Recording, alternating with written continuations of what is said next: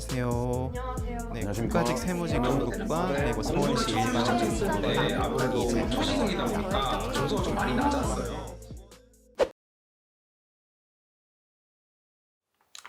자, 여러분들 반갑습니다. 안녕하세요. 안녕하십니까.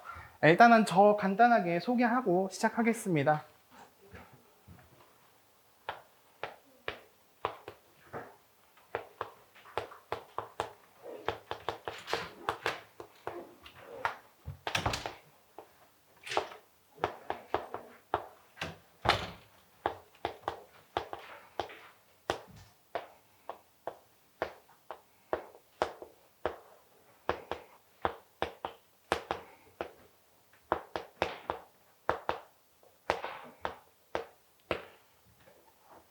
현재는 지금 수험생이고요. 여러분과 마찬가지로. 그리고 작년에 국가직 9급 세무 9급 그리고 서울 9급 일행을 합격한 이제 학이라고 합니다. 그래서 아무래도 제가 직렬이 일행하고 세무기 때문에 그쪽 위주로 포인트해서 수업을 할 거예요. 자, 일단 목차부터 말씀드리고 시작하겠습니다. 일단 제가 국가직 9급 때 받았던 공통 주제 5분 스피치가 무조건 들어가죠. 그 때문에 그거에 대해서 이제 답변과 그리고 면접관이 무엇을 물어봤는가 방향성에서 이제 주목을 해서 들으셨으면 좋겠고요. 그리고 두 번째는 이제 세무구급에 대한 주제와 답변. 그리고 그 다음에 이제 개인별 질문이 무조건 따라와요.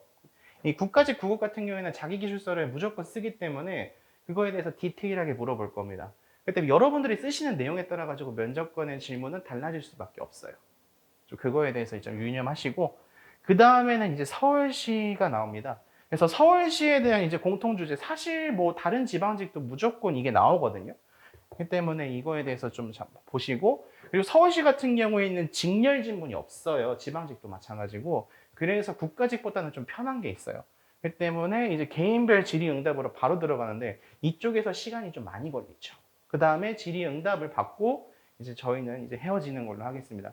추가적으로 이제 강의가 끝나고 나서 1시간 반 동안에서 1시간 사이 동안은 개인적으로 이제 저번 주처럼 이제 또 질의응답을 받을 거거든요. 그래서 남으실 분들은 남으셔도 됩니다. 자, 그러면은 시작하시죠. 자, 일단은 국가직 9급 공통 주제에 대해서 질의응답이요. 이거는 우정직이든 일행직이든 세무직이든 무조건 하나씩 따라와요. 그 날마다 주제가 다 달라지거든요. 그래서 솔직히 예측하기는 어려운데 일반적으로 여러분들이 다 해결할 수 있는 수준의 난이도로 면접이 질문이 옵니다. 자, 일단 제가 받은 거는 지방자치단체에서 민원이 늦어질 경우에 보상적 차원으로 문상을 주는 행정규칙을 신설했습니다. 그리고 행안부는 이게 지방자치단체를 관리하는 이제 부서잖아요. 이걸 보고서 국가 업무에도 문화상품권을 지급하는 정책을 시행하려고 해요. 근데 여러분들의 생각은 어떤가? 이걸 여쭤보는 거였어요. 그러면 이제 이거에 대해서 우리가 한 5분 동안에서 10분 동안 생각을 해야 되거든요. 그럼 이제 제가 생각했던 거를 보면서 한번 봅시다. 자, 분석을 해봤어요. 자, 장점으로는 뭐가 있을까요? 문상을 주죠? 그렇게 되면 민원 지연에 대해서 불만을 억누를 수는 있어요. 그러니까 불만 억제책인 거죠. 그리고 우리가 공직가치 있는데 이제 책임성에 연계돼가지고 민원 지연에 대한 책임을 진다는 것으로 해석할 수도 있겠죠. 공직가치는 웬만하면 하나씩은 섞어주는 게 좋아요. 뭐 공직가치 한번 볼까요? 여러분들 공직가치는 다 외우셨나 모르겠네. 자, 일단은 책투공이 있죠? 청도공, 아이씨, 왜 안 나와? 엄마야. 죄송합니다. 이제.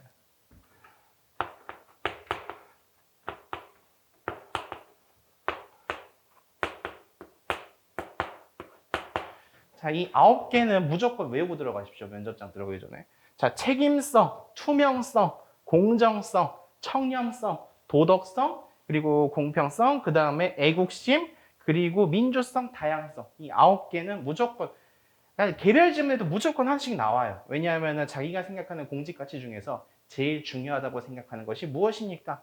그리고 그거에 대해서 이뤄낸 사례가 있습니까? 무조건 하나씩 나오기 때문에 암기 딱 하시고 그리고 사례별로 샘플 하나씩 따셔서 외우시는 게 좋아요.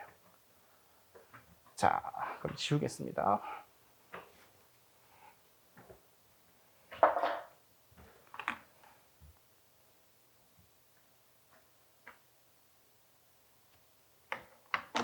그래서 책임성과 연계돼가지고 민원 지연에 대한 책임을 진다. 그런 식으로 해석할 수 있겠고.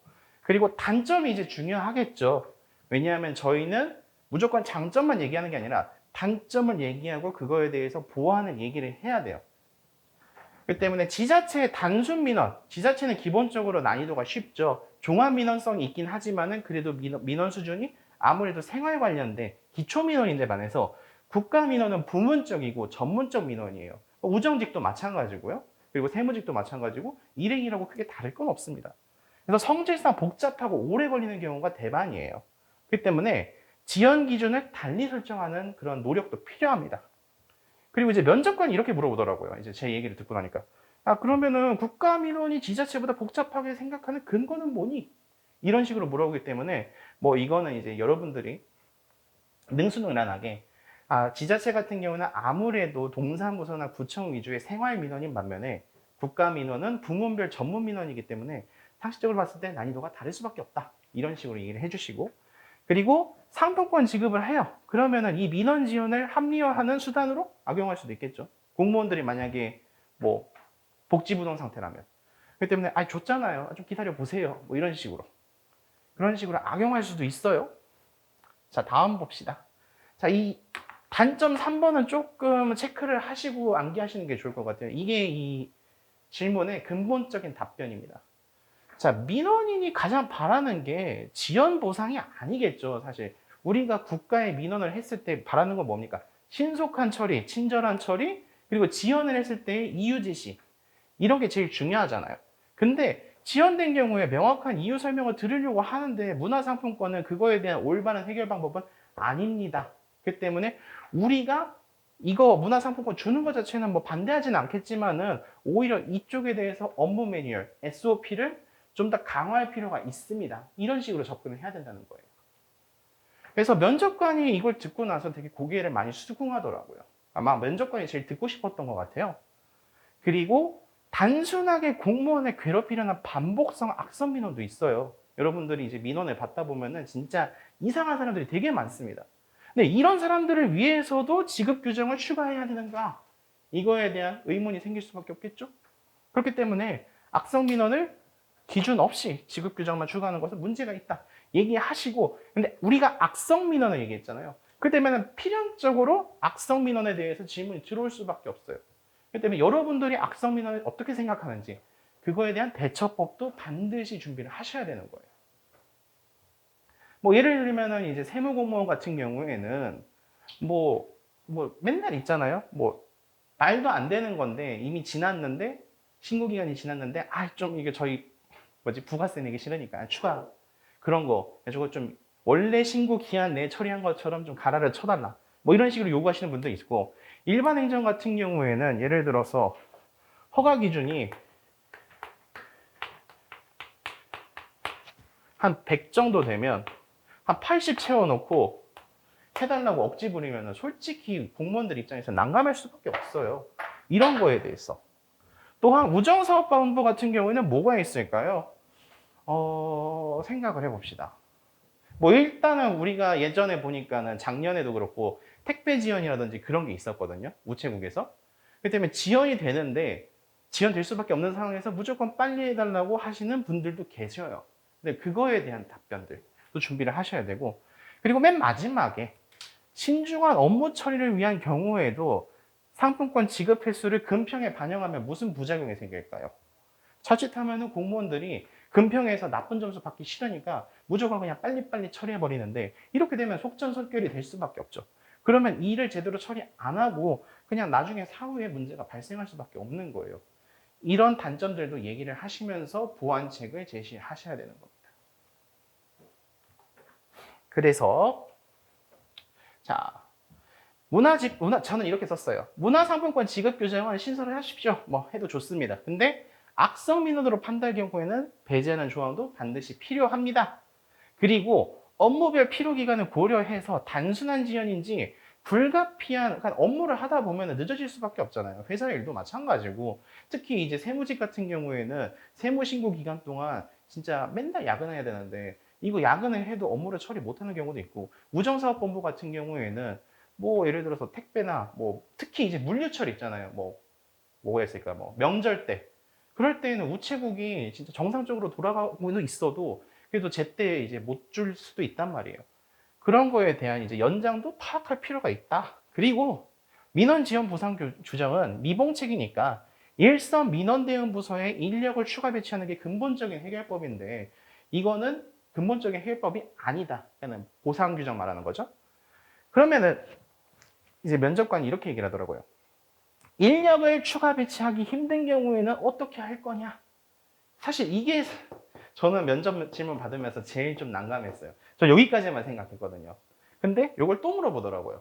그래서 저 같은 경우에는 그냥 좀 궁색하게 얘기를 했어요. 당시에 이제 바로 즉석으로 이제 대답을 해야 되니까. 아, 저 같은 경우에는 그렇게 되면은 전산화를 더 많이 한다든지 아니면은 일선 전화를 받는 업무보다는 대신 이제 전산으로 처리할 수 있는 방식으로 좀 업무를 이관하는 게 좋지 않을까요? 뭐 이런 식으로 대답은 했는데 여러분들도 이렇게 추가 질문이 꼭 들어온단 말이에요. 그런 거는 이제 임기응변이라도 좋으니까는 잘 대답하시는 연습을 하셔야 돼요. 그러니까 어디서 쭉 들어올지 몰라요. 사실은 이 국가직 면접이라는 게. 자, 세무직렬 관련 5분 스피치였는데요. 사실 이게 직렬별로 다 있긴 한데 제가 아무래도 국가직 같은 경우는 세무직을 봤었기 때문에 이쪽을 들고 왔어요. 자, 일단 주제부터 한번 소개를 하겠습니다. 세무신고를 할 때 민원인들이 세무공무원에게 세무신고서를 대신 작성해달라고 부탁하는 경우가 대단히 많아요. 그래서 여러분들이 만약에 세무서의 민원공시하실 주무관이다. 당신이라면 어떻게 하겠는가? 뭐 일반 행정이라면 어떻게 할까요? 뭐 예를 들어서 허가 담당 관련 부서다. 근데 그 뭐지? 민원인들이 허가 기준을 잘 모르고 무조건 해달라고 우기기식으로 들어온다. 여러분은 어떻게 해야 되는가? 뭐 이런 식으로 할 수 있겠죠. 일단 법률적 사실 같은 경우에는요. 세무신고서 작성한 세무사법에 의해서 세무사 혹은 본인만이 작성할 수 있게 됐어요. 이거는 질문지에는 없고 그렇기 때문에 원칙은 거절하는 게 맞아요. 자, 그 다음 넘어갑시다. 자, 일단 정답은 불가하다는 거 알겠죠? 예를 들어서 허가 기준에 미충족한다. 그럼 안 된다고 얘기를 해야겠죠, 당연히.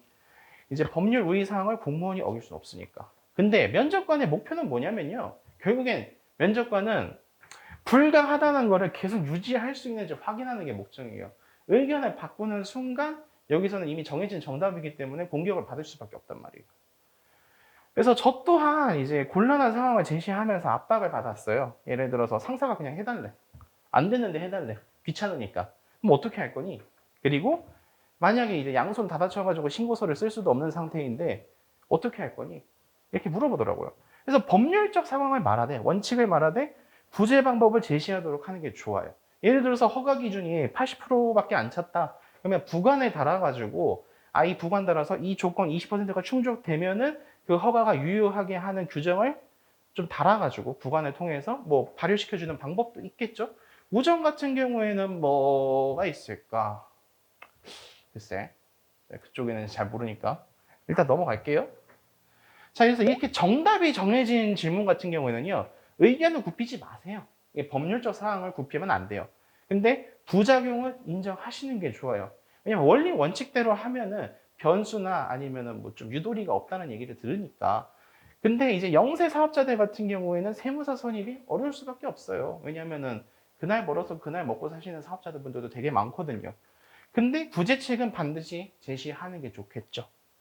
그래서 예컨대 마을세무사 제도 같은 경우에는 구청에 다 마을세무사가 있죠. 그래서 그분들 같은 경우에는 무료나 아니면 매우 저렴한 비용으로 세무 대리를 해주는 제도가 있어요.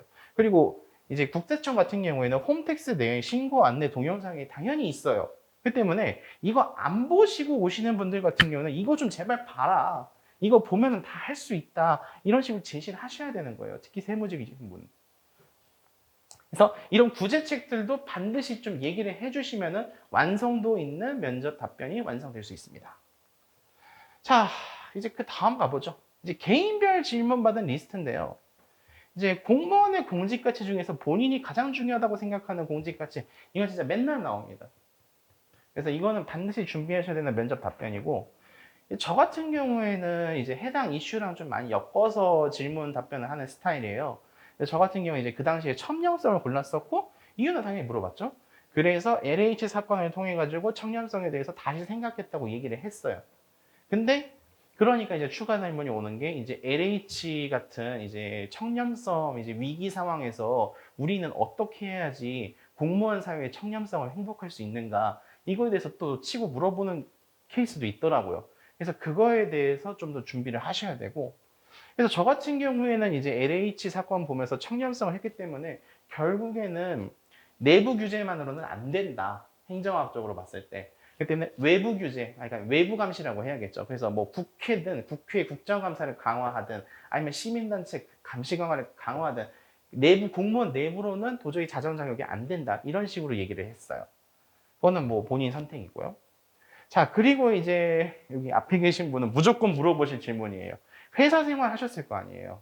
기업에서 다녀셨다가 공무원으로 넘어오셨다. 뭐 회사 경험이 없으신 분들은 사실 크게 관련은 없어요.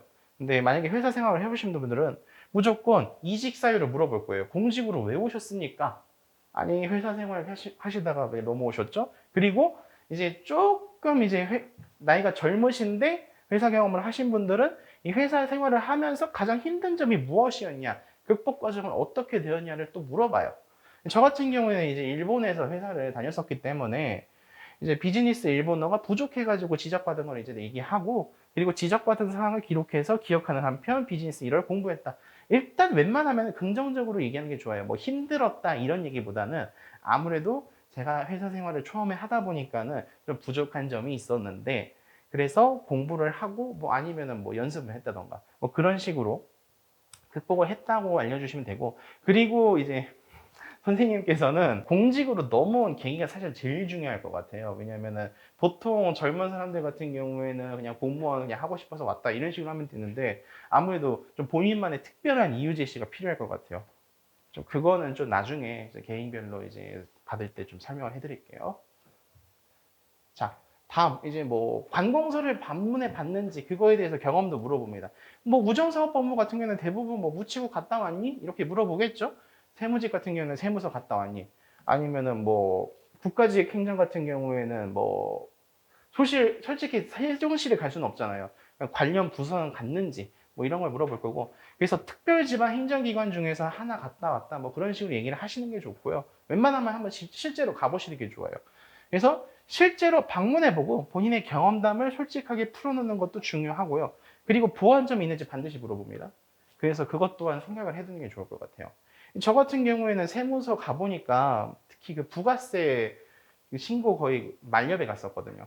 그러니까는 그러니까 너무 힘드니까 아예 그냥 박스에다 넣어놓고서 그 신고서를 집어넣는데 솔직히 이게 정리가 너무 쉽지 않을 것 같더라고요. 딱 보기에도. 그래서 이 박스로 넣지 말고 좀 캐비넷이나 아니면은 차라리 전자수납함을 만들어가지고 그냥 종이 끼워 넣고 안에 들어가는 방식으로 하는 게 더 깔끔하지 않을까. 뭐 그런 생각은 했었고. 그리고 만약에 다른 차원으로 얘기를 해보면은 또 홈택스 관련 이제 개선 방안도 물어본 적도 있었거든요. 그래서 그런 것들도 한번 생각해 보세요. 자, 이제 여러분들에 대한 문제입니다. 자, MZ세대. 자, 20, 30대 공무원들 중에서 어렵게 합격하고 그만두는 경우가 너무 잦다. 이걸 어떻게 해결하는 게 좋은가? 사실 이거는 면접은 네 생각을 물어봤는데 사실 여러분들한테 직접 하고 싶은 말이에요. 너희 공무원 하다가 빨리 나갈 거니? 안 나갈 거니? 이걸 간접적으로 물어보는 거나 마찬가지란 말이에요. 그래서 이걸 어떻게 해결해야 되는지 일단 나왔고, 일단 자주 나와요. 그래서 공무원 조직상의 개선 문화에 대해서 말하는 거는 상관없어요. 근데 잘못 건드리면 벌집이 돼버립니다. 마치 이거 계급제는 안 좋습니다. 이 딱딱한 그 권위주의 문화를 해치워야 됩니다. 이런 식으로 너무 강경하게 얘기하실 필요는 없다는 거예요. 왜냐하면 우리가 공무원 제도에 들어오는 순간 결국에는 계급이 깡패인 사회에서 살 수밖에 없단 말이에요. 그러니까 얘기는 하되 근데 부정적인 표현보다는 서로 이해가 필요하다는 식으로 회피하십시오. 웬만하면 이게 좋아요. 그러니까 사실 전공법으로 건드리면은 이게 면접 난이도가 너무 올라가요. 그렇기 때문에 우회하는 방식이 더 좋습니다. 그래서 뭐 행정학을 공부하신 분들이라면 이렇게 얘기하는 게 좋겠죠. 탑다운 문화와 바텀업 문화, 그러니까 하향식과 상향식 문화의 조화가 필요합니다. 이런 식으로 그냥 대충 어물쩍 넘기시는 게 좋습니다. 잠깐 목이 말라서.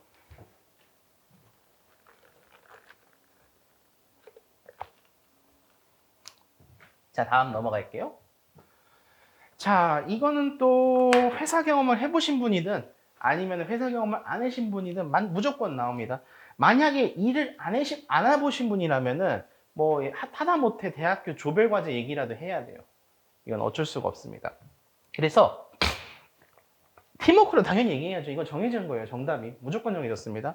공무원의 가장 중요한 것 중에 하나가 인하 단결이에요. 그래서 팀워크로 말하되 반드시 역질문이 들어와요. 왜 그렇게 생각하는데? 아니면은 그거랑 반대로 생각하는 사람들이랑 어떻게 일할 건데? 무조건 들어옵니다. 그래서 팀워크를 선호하게 된 과정을 얘기하시는 게 좋고요. 그래서 저 같은 경우에는 솔직하게 얘기해서 개인 플레이였다가 팀워크로 넘어갔다. 뭐 이런 식으로 넘어왔어요. 그래서 자기 발전형으로 얘기를 하시든 아니면 그냥 팀워크에 대해서만 단독적으로 얘기하시는 뭐 그건 상관없어요. 근데 저 같은 경우에는 이렇게 얘기했습니다. 학교에서는 저만 잘하면 됐었습니다. 공부 열심히 하고 생활 열심히 하면은 뭐 크게 불이익이 없었는데 이게 만약에 회사에 있다. 뭐 회사 경험이 없으면 알바라도 꺼내가지고 이게 해보니까는 일은 결국에는 함께 해야 된다. 그래서 나는 팀워크를 좀 더 강조하게 되었다. 뭐 이런 식으로 넘어가시는 게 무난해요. 면접지 답변으로는. 그리고 꼬리 질문. 뭐 그래 좋다. 네가 팀워크를 선호하게 된 거는 이제 이해했다. 근데 만약에 니네들 동료 중에서 개인 플레이를 선호하는 동료를 만나면 어떻게 할 거니? 이것도 사실 고민해봐야 할 질문이죠. 저 같은 경우는 이렇게 얘기했어요. 같이 가야 됩니다. 그래도 공무원은 같이 가야 돼요. 인하 단결이잖아요. 그리고 방법은 자유롭게 표현하십시오. 뭐 저 같은 경우는 이렇게 얘기했어요. 그 사람들의 생각은 동의하지는 않습니다. 하지만 존중은 할게요. 근데 일이 당장 급하지 않습니까? 그렇기 때문에 도와달라는 식으로 일단 어쨌든 일은 처리해야 되는 게 분명하니까 그런 식으로 얘기를 했어요. 뭐 그러니까는 면접관들도 뭐 딱히 꼬투리 잡지는 않았더라고요. 그냥 납득하는 표현으로 갔었습니다. 자, 조언을 일단 해드릴게요. 제일 중요한 거예요. 일단 5분 스피치 면접 주제는 뭐가 나올지는 모르겠으나 최근 시사 주제 중에서 무조건 나온다고 보시면 돼요. 그러니까 여러분들은 신문하고 뉴스를 매일 껴서 사셔야 돼요. 지금 면접 기간 동안만큼은. 그래서 이 시사 이슈 익혀두신다고 생각하시면 되고, 그리고 개인별 질문 같은 경우는 결국에는 자기기술서에서 다 나와요. 물론 면접관들이 궁금해하는 것들 포인트가 있어요. 예를 들어서 회사 경험이 있으면 거의 이쪽에 거의 한 8, 90%가 쏠린다고 보시면 돼요. 그렇게 되면은 사실 만약에 본인이 회사 생활을 잘했고 뭐 충분히 답변을 준비가 되기 때문에 이쪽으로 질문 몰아가 버리면 솔직히 상관이 없죠. 뭐 앞에 계시는 분은 어쩔 수 없이 회사가 100%일 거예요. 그건 어쩔 수가 없습니다. 그리고 늘 나오는 사골 질문도 있어요. 뭐 아까 얘기했듯이 공직 가치는 맨날 나옵니다. 뭐 이거는 당연한 거죠. 그렇기 때문에 그런 것들은 스터디를 통해 가지고 답변 대처를 하시고 들어가셔라. 그리고 스터디를 짜셔서 모의 면접을 자주 하시는 게 좋아요. 이건 권장이고. 그리고 혼자 하게 된다. 어쩔 수 없다. 나는 너무 생활이 바쁘다. 그러면 녹음을 하세요. 그리고 된다면은 녹화를 하시는 것도 좋아요. 개인별로 이렇게 앉아가지고 이렇게 녹화를 하시면 더 좋겠죠. 녹음도 괜찮은 방법이 있지만. 그래서 연습을 많이 해라. 이게 키포인트입니다. 자, 다음 넘어가시죠. 자, 이제는 서울시에 대한 얘기예요. 자, 시간 좀 보고. 자, 일단은 서울시 같은 경우에는요, 일단 코로나 질문이 나왔어요. 그래서 사실 국가직도 코로나 질문은 계속 나올 수 있어요. 이건 뭐 국가직이든 지방직이든 코로나는 나라 전체 이슈이기 때문에 물어볼 수밖에 없다. 그래서 이제 일례로 이제 영국에서는 이런 소동이 있었죠. 5G 기지국이 코로나를 전파한다는 유언비어가 돌아가지고 이 기지국이 불타버리는 어처구니 없는 방화 사건이 일어났었어요. 그리고 중동 국가에서 아마 이란이었을 겁니다. 그래서 공업용 알코올이 코로나 치료 효과가 있다는 말도 안 되는 뉴스를 보고서 이걸 복용하고 사람들이 실제로 죽은 사례가 있었어요. 그리고 대한민국에서도 코로나 가짜 뉴스가 활기를 치고 있었죠. 예컨대 2020년에 동대구역에서 유튜버들이 그 방역복 입고서 마치 코로나 환자 검거하는 것처럼 생쇼를 한 적이 있었단 말이에요. 실제로 그런 뉴스가 있었고, 그래서 여러분들이 되게 불안해하고, 그래서 이 공무원들도 이것 때문에 골치가 좀 꽤나 썩었었습니다. 그래서 이거는 이제 국가직이든 지방직이든 당연히 전체 주제로 나오겠죠? 그래서 이 코로나 뉴스가 활기치고 있는데 본인이 이거에 대한 담당 주무관이에요. 그러면은 이러한 문제를 어떻게 해결할 것인가. 그래서 이거를 거의 한 15분 동안 주고 그리고 플러스 알파로 대기 시간 포함해서 제가 볼 때는 한 20분에서 25분 정도 시간이 걸렸던 것 같아요. 자, 여러분들도 한번 생각해 보시죠, 이거는. 이번에. 여러분 의견을 좀 듣고 싶네요. 시간은 한 5분 드려볼게요, 간단하게.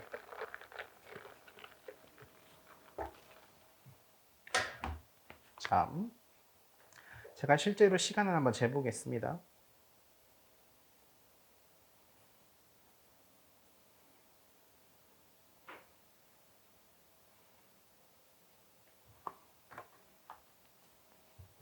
시작하세요.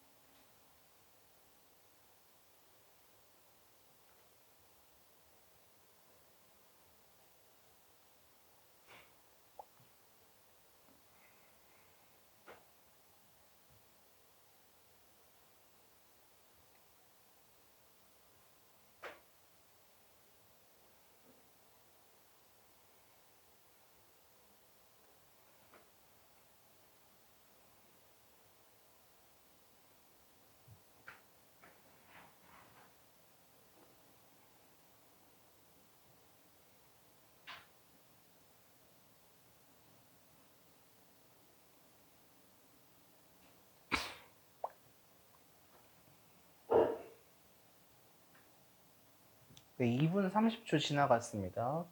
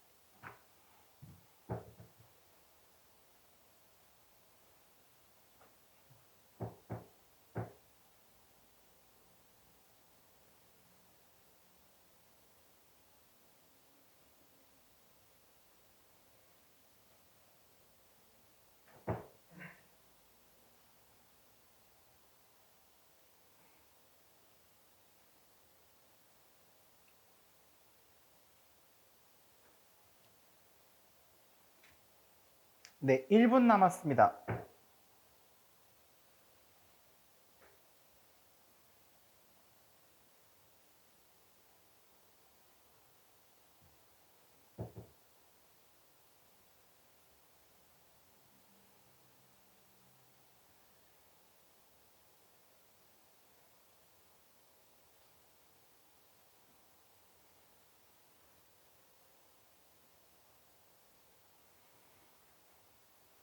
30초 남았습니다.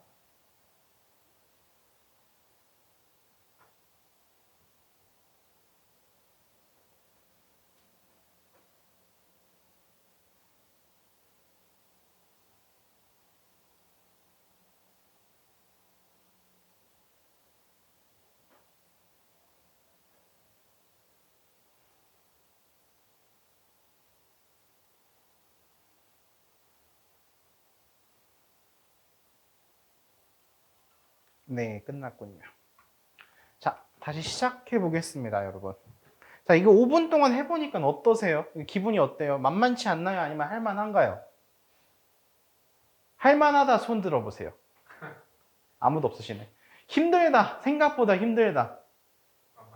만만치 않죠. 이게 사실 15분에 드렸어도 그렇게 상황이 변하진 않았을 것 같아요.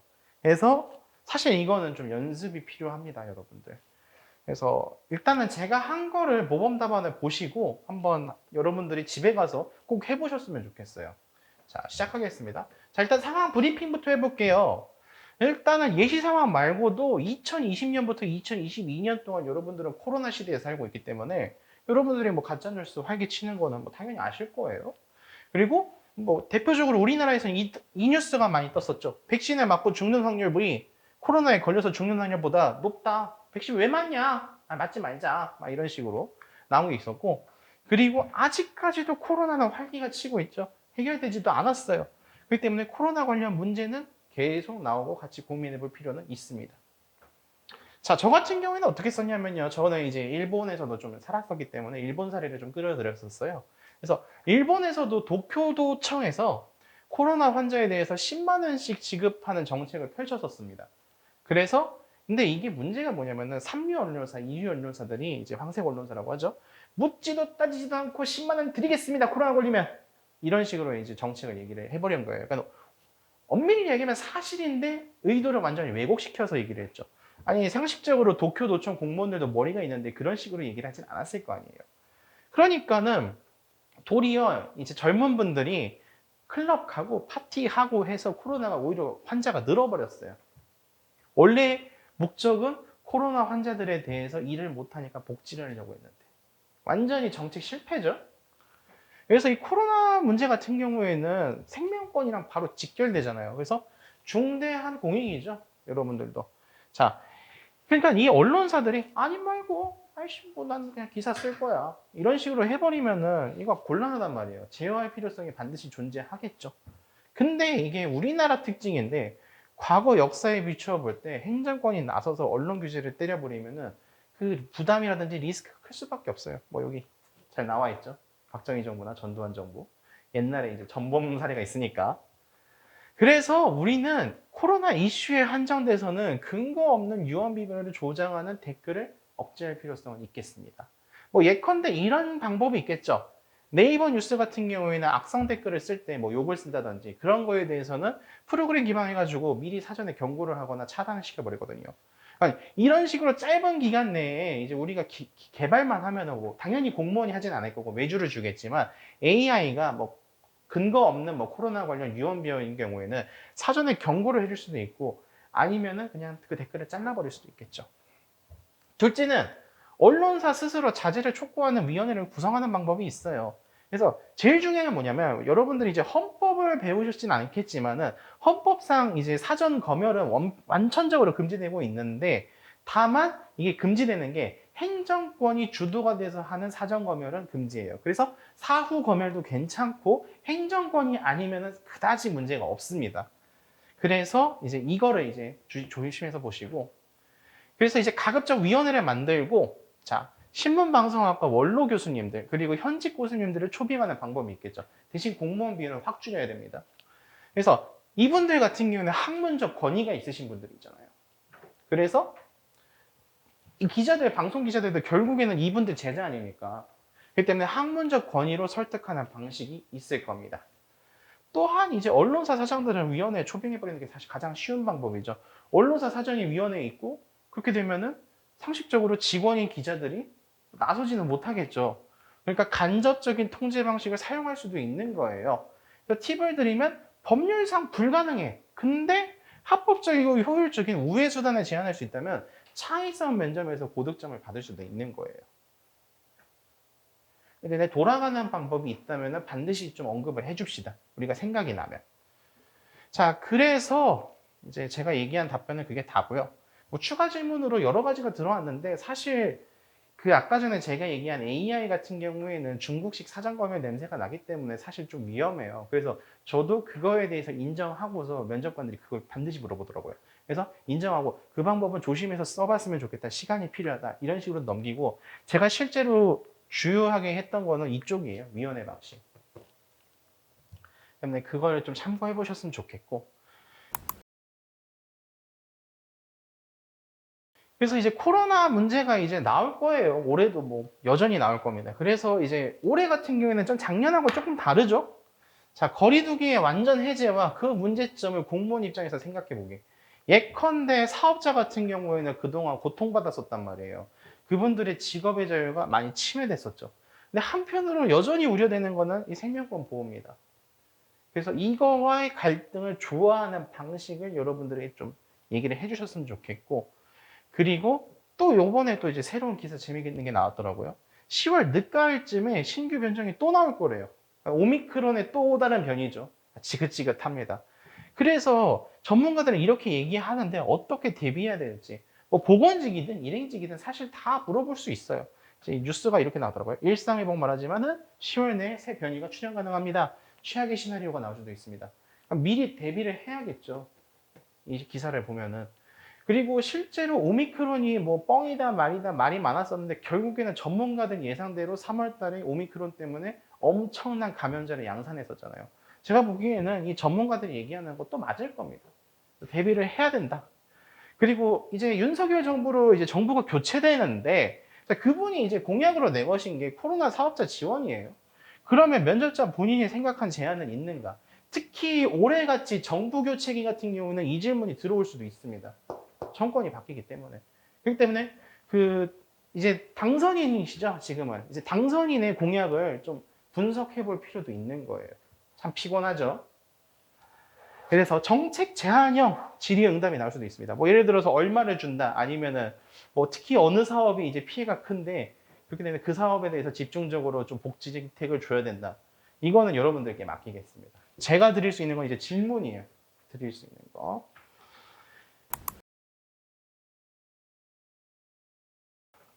자, 이제 서울시의 개인별 응답입니다. 자, 여기도 마찬가지로 사실 개인별 질의응답 같은 경우에는 사람에 대해서 물어보는 거기 때문에 면접관이 얘기하는 거 똑같아요. 그래서 회사 생활을 해보면 상사와의 관계는 어땠는가? 뭐 늘 나오는 질문이죠. 뭐 거의 필연입니다, 필연. 그래서 긍정적으로 서술하시고 웬만하면 잘 지냈다는 식으로 뭐 거짓말을 해도 좋습니다. 그래서 좀 약간 양념을 치시고요. 대신 꼬리 질문이 들어올 거니까 그거에 대해서 본인이 잘 수비하셔야 돼요. 진짜야? 뭐 이런 식으로 물어볼 수도 있어요. 그래도 싸운 경험이 있을 텐데 이런 거. 자, 그리고 서울시 뭐 우정사업본부라면은 뭐 예를 들어서 어느 우체국 쪽 사업본부로 가고 싶은가 물어보겠죠, 당연히. 뭐 세무서면은 뭐 예를 들어서 뭐 중부냐 아니면 서지국이냐 뭐 이런 식으로 물어볼 거고. 그래서 조직도를 좀 파악해 두세요. 사실 저번 수업 때도 강조를 했었는데 자, 조직도를 파악하시고, 그리고 가장 가고 싶은 부서가 있을 거 아니에요. 그럼 그 부서에서의 정책 제안을 할 내용이 있는지도 한번 좀 조사를 해봅시다. 그렇기 때문에 관련 부서의 정책 보고서를 반드시 한번 참조해 주실 필요는 있어요.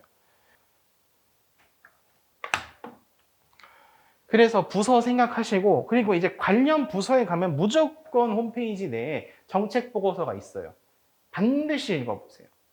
이거는 필수 중에 필수입니다. 그리고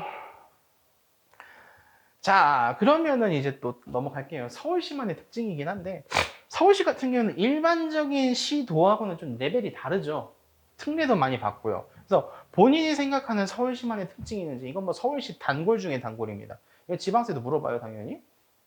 그래서 행정학 중에서 지방행정 관련해서 참고하는 게 유용해요. 사실 행정학을 공부 안 하신 분이 있으시긴 하지만 법률적으로는 이건 알고 갑시다. 서울시 특례가 있어요. 특례 조항이 있고요. 그리고 부시장 같은 경우에는 다른 광역시는 2명인데 비해서 부시장이 3분이십니다. 그리고 시장은 예외적으로 장관급 공무원이세요. 뭐 이 정도는 언급하시면은 기본적인 거고.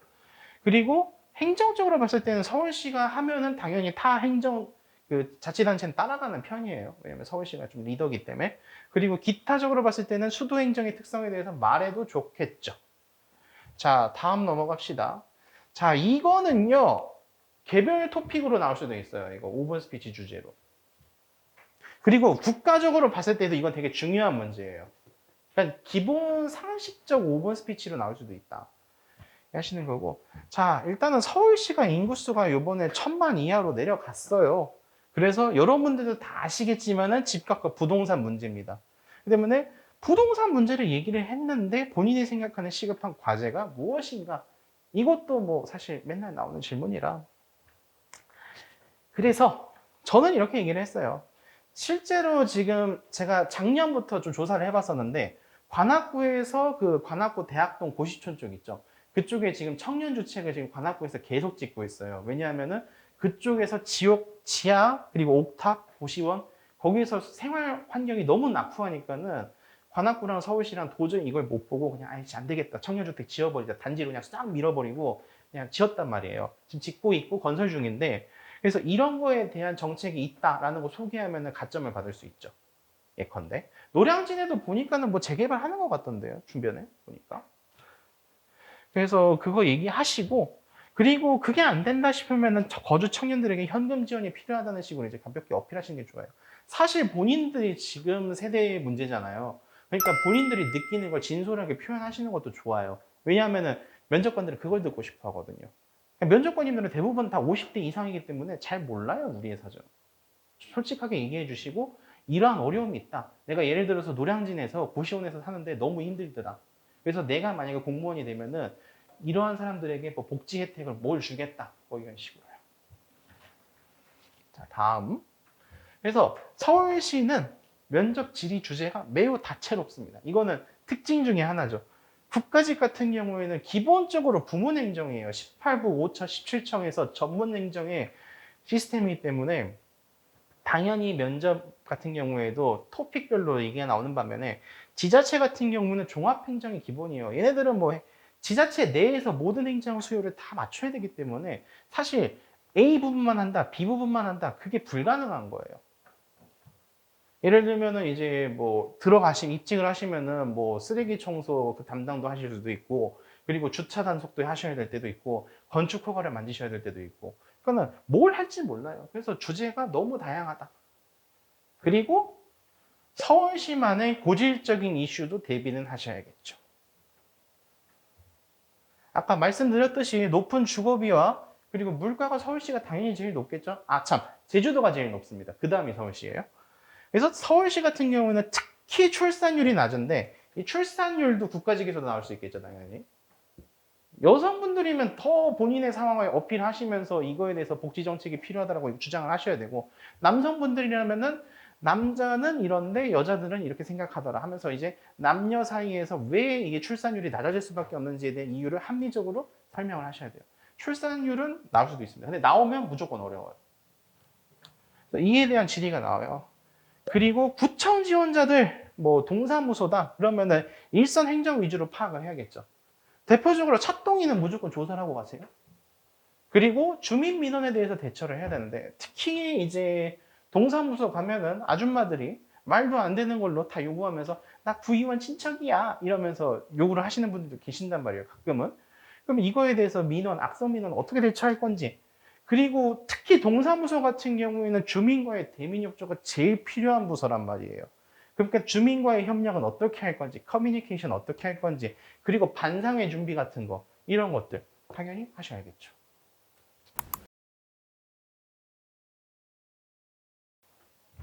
번외로요. 자, 이제는 제가 그냥 두 사이클은 이제 그냥 준비를 해봤는데, 면접 합격하고 나서 그 과정에 대해서 좀 설명을 해드릴게요. 이거 많이 궁금해 하시더라고요. 많은 분들이. 그러니까 최종 합격을 하면요. 임용 후보자를 등록하고 지원부서를 입력해요. 이건 국가직도 마찬가지입니다. 그래서 지원부서 입력은 뭐 국가직 같은 경우에는 일행이면 18부에 어디고, 예를 들어서 국세청 같은 경우에는 어디 그 지방국세청 위주로 이제 입력을 하게 되죠. 우정사업본부도 마찬가지예요. 지역본부별로 이제 사람을 충원하기 때문에 지역 공부를 하시고, 그래서 이거는 당연히 성적순으로 입력이 되기 때문에 만약에 본인이 합격은 했지만 성적이 좀 낮다 그러면은 인기부서는 웬만하면 회피하시라 라고 얘기를 하고 싶네요. 그래서 성적순으로 임명되고요. 자, 이제 서울시 같은 경우에는 1월에 임용이 한 번 있습니다. 그러니까 다음 연도 1월이죠. 2023년도. 그리고 7월 임용이 있습니다. 저 같은 경우에는 원래 1월 임용이었는데 아무래도 공부를 해야 되다 보니까 7월로 밀어버렸어요. 그리고 수시 임용이 있습니다. 이거는 조금 예외적인 거예요. 국가직도 정기 임용이 있고 수시 임용이 있습니다. 그 때문에 본인이 성적에 따라 가지고 임용 순서가 되니까는 그거 좀 조심하셔야 되고, 그리고 임용이 되진 못했는데 인력이 필요해요. 그러니까는 공무원 제도는 이게 좀 깝깝하긴 한데 직제 정원 차 있으면은 공무원으로 임용은 못해요. 대신에 실무수습 인원으로 해가지고 실무수습 지원을 받고요. 만약에 본인이 이제 합격하고 일이 급하다 하면은 이거 하셔도 상관없습니다. 실무수습 같은 경우에는. 그리고 급여는 보통 일반적인 공무원의 한 80% 주는데 대신 장점이 뭐냐면은 15기간을 면제시켜줘요. 그러니까는 사실상 실무 기간이 15기간이랑 마찬가지라고 생각하시면 돼요. 그래서 바로 15 끝나고 정식 임명돼서 이제 활동하시면 되고요. 그래서 보통 이제 실무수습은 요즘 구청에서는 일선 코로나 업무가 아주 많아서 이쪽 위주로 뽑는 것 같고요. 그리고 교육 같은 경우에는 국가직 같은 경우에는 국가인재개발원 그 진천에 있죠. 그쪽에 있기 때문에 거기서 교육을 하고, 서울시 같은 경우에는 인재개발원 또 양재동에 있어요. 근데 당시에 이제 코로나 때문에 화상 대면 강의로 하고 있고요. 그래서 코로나가 종식되면은 그 강원도 어디 쪽에 있더라고요. 그래서 연수원 지체 교육으로 바꿀 겁니다. 아마 국가직도 요번에 보니까 랜선으로 교육한 것 같아요. 세무직 같은 경우에는 제주도에 있죠. 자, 다음. 이제 국가직하고 지방직을 만약에 둘 다 합격하는 이제 행복한 상상을 해보면, 일단 진급은 일반적으로 국가직이 유리해요. 보통 국가직은 6급부터 진급이 조금 힘들거든요.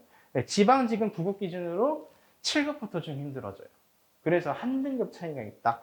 그리고 만약에 사무관을 달려고 한다. 보통 9급의 이제 꽃은 이제 사무관이라고 하는데, 그 때문에 사무관을 달려면 국가직을 먼저 가시는 게 좋을 것 같고, 제 생각에는.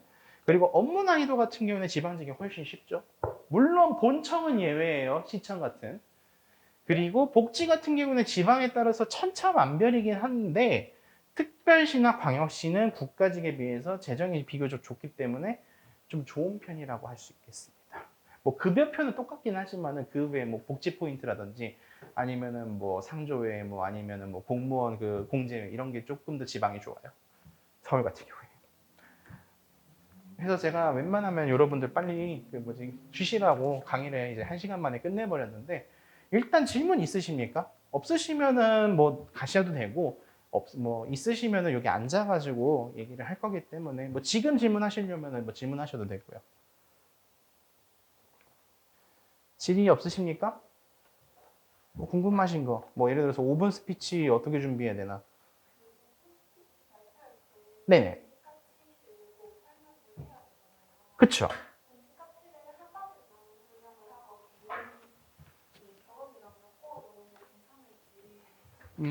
일단은 보통 이제 통상적으로요.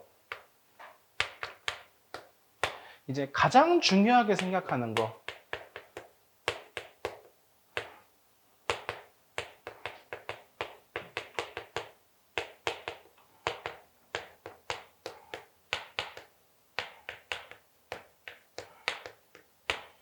이게 한 70%예요.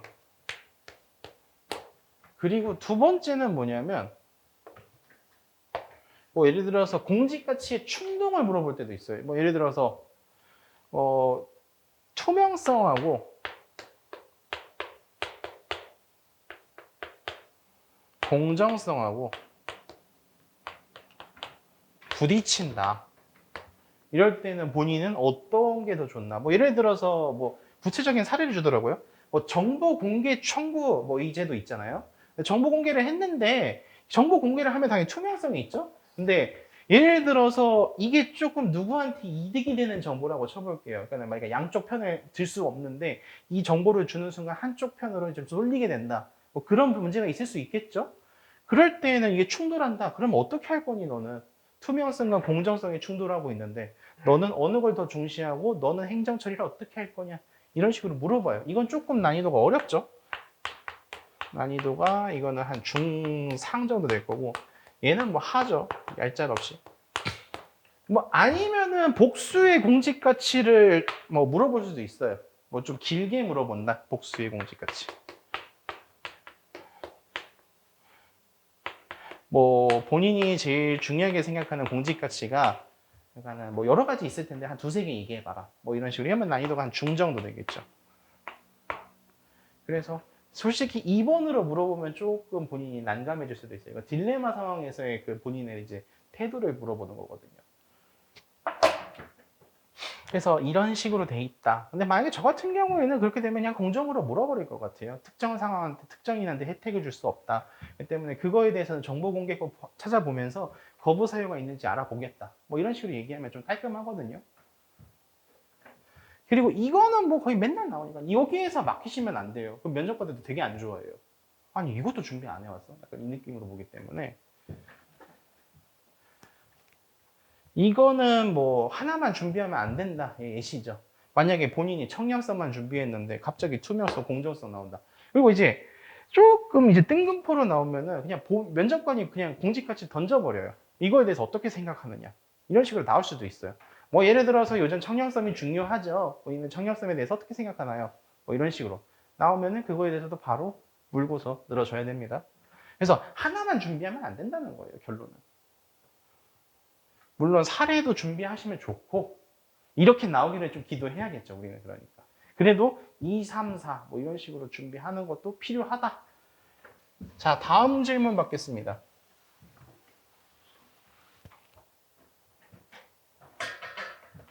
없으신가요?